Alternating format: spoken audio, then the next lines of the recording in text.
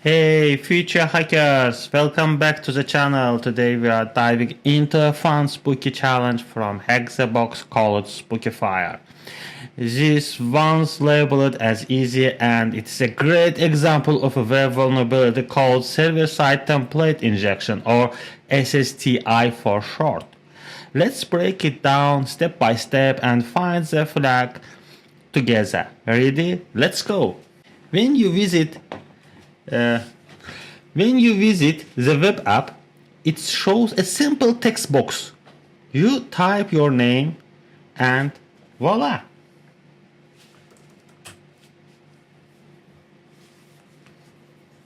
It gives your names in different creepy font styles. It looks harmless, right? But what if we told you that behind the scene your name is being passed into some Python code and that code using a template engine called Mako? Luckily we have the source code and we see piece of code in roots.py. To test we can inject code. Let's enter into the text box.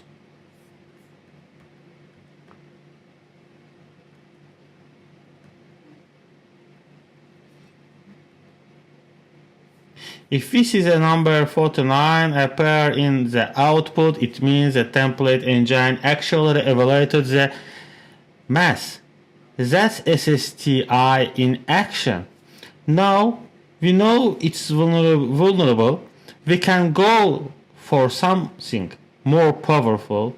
We can use this payload to run system commands. Great. This asks the system who is the current user. If it works, you'll see the username printed right there on the page. Finally, the flag is usually stored in a called flag.txt.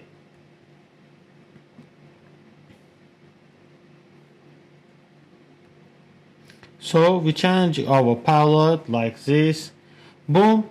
The flag appears on the screen and you have officially conquered the Spookifier challenge. Great job, team!